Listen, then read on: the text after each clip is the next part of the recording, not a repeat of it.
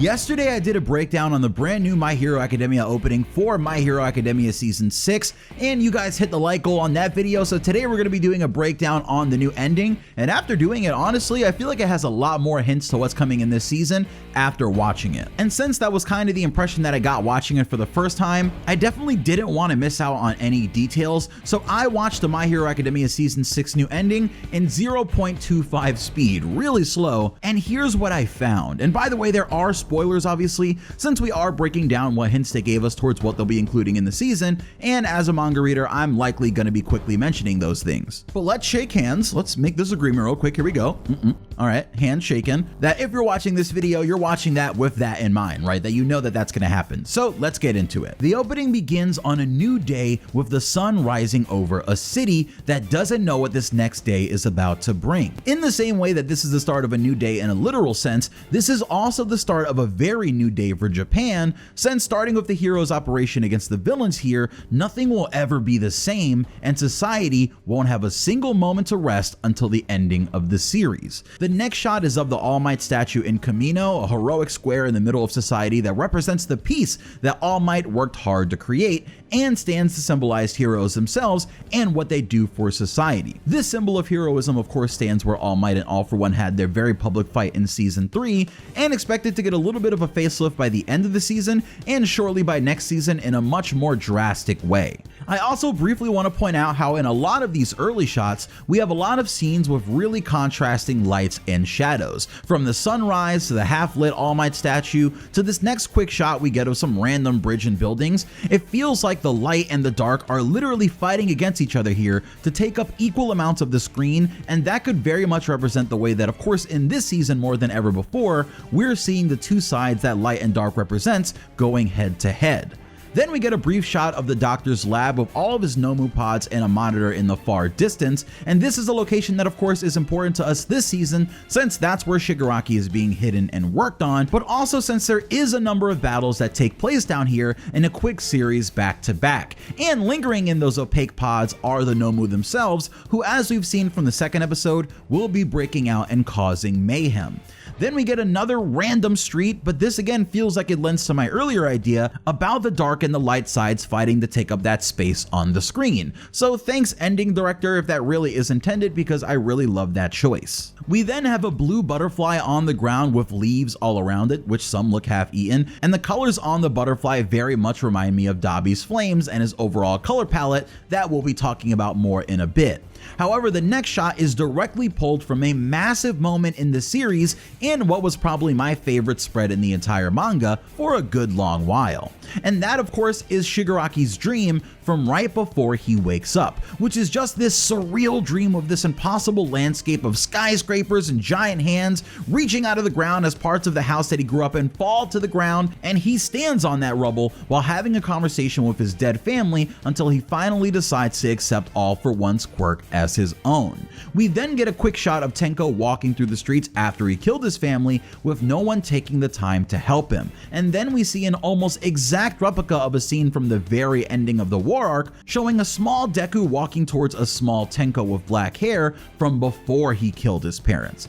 Deku's area is filled with light, and he steps forward towards Tenko with a look of concern and like he's gonna reach his hand out in the very same way that he did to Bakugo back when they were children. And we even see Deku's light starting to overtake the darkness in Tenko's area. Now I really love this shot and the way that the lighting was used and how it was hinted at earlier in the trailer, and this scene in the anime is gonna be very divisive I feel like, because it certainly was in the manga, but I like how it was represented here. Immediately following that cut of young Deku and Tenko, we see them as they currently are, standing face to face now with Deku's light completely taking over the darkness in Shigaraki's area. But Deku still has that same look of concern on his face now that he's gotten a close look at Shigaraki, who stands there with no detail on his face specifically, so we can't know what he's thinking here.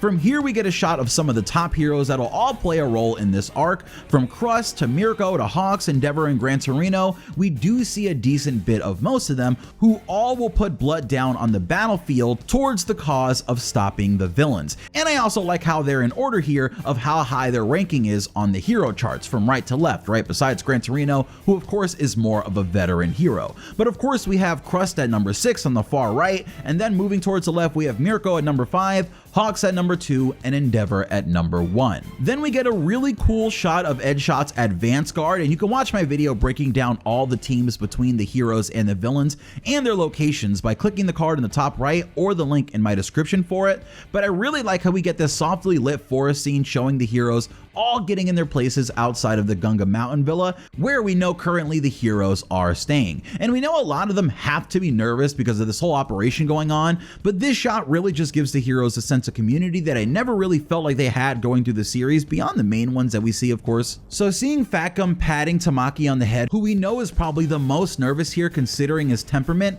is really just great all around, and definitely the sort of thing that I expect to see in an ending that I feel like we've been missing out on for a while. We then have a shot with 13, President Mike, Aizawa, and another hero on the left that I don't really recognize because of how close they are to the camera. Let me know in the comment section below if you know who that is. Maybe my mind is just pulling a fast one on me there. But at the very far front of the group, we have Midnight. And that's not only because she's actually pretty far away from the other characters in this shot, but also because Midnight is going to face some massive difficulties in this arc, and being far away from her friends is going to make it all the sadder, especially for viewers. And I suppose especially for readers of My Hero Academia Vigilantes, who really got to see this friendship shine. In another area, we see Nejire, Frappi, Ida, Burnin, and Ochako, as Ochako hears something fluttering behind her in the distance and turns to see just a handkerchief flying in the wind, which is a sign that Toga was there to us, since before leaving the Gunga Mountain Villa and going to Ochako's area, Toga definitely takes that napkin that Twice gave to her before the two had to go their separate ways,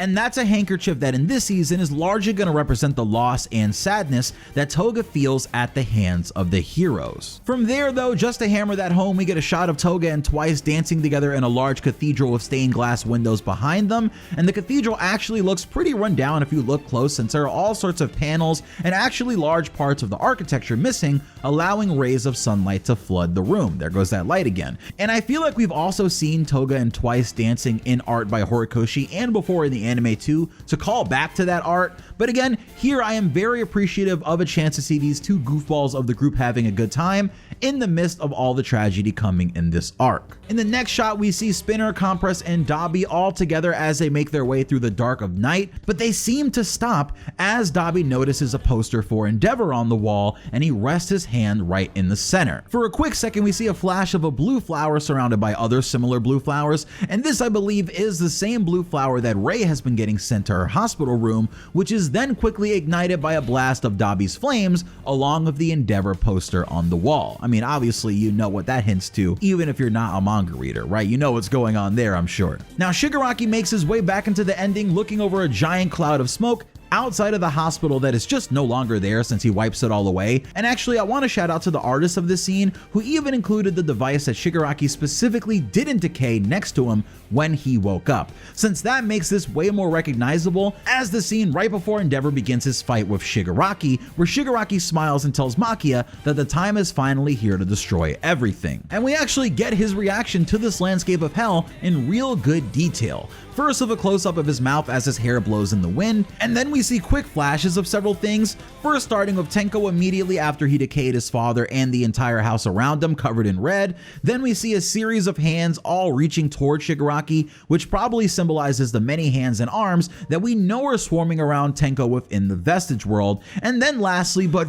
very quickly, we see a shot of All For One sitting within a massive prison room within Tartarus, just waiting. And this to me is a hint towards the prison break section of the story that I do believe we will be witnessing in this season. But I like how it's placed here, because as we cut back to Shigaraki smiling at the battlefield, it's like those things we just saw were the things that flashed through Shigaraki's mind when he woke up, right? Like remembering his origin, the control that he's now placed under, and remembering that the next thing he has to do is free his master. And all of that is what causes him to smile along with the vision of this battlefield, because he finally has the freedom to do whatever he wants, or so he thinks. Immediately after the smile and a shot of Shigaraki's eyes as he probably uses search to look for Deku, we have Deku, looking at the horizon standing on top of a building. And I've gotta say, both the way that Deku is standing to the direction that he's facing and how he's alone here definitely remind me of his pose in My Hero Academia chapter 306 when Deku leaves UA at the start of the villain hunt arc.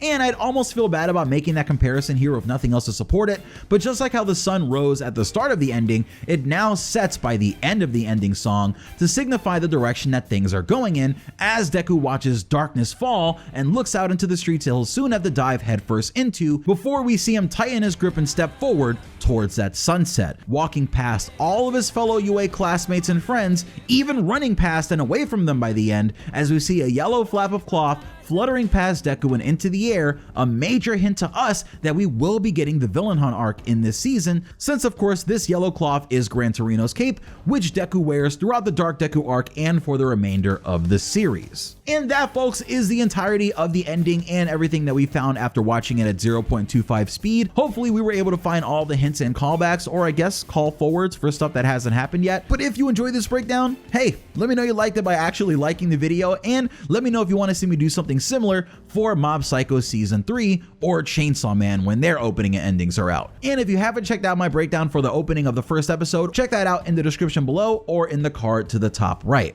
It was nice seeing you guys again today. Expect another upload tomorrow as we keep the hype train going. Shout out to Amazon for finally sending me my mixer, so if you notice the audio quality being a little better or a little different, that's why I'm finally able to use my actual microphone instead of the USB mic that I've been using for so long. So expect better audio quality. Let me know if there's anything you would change, and I'll see you guys later. Enjoy that intro, which is now become an outro. We really have to talk about that, right? I guess I need a new intro soon. But it's Pineapple. I always ramble here at the end. See you later. Peace.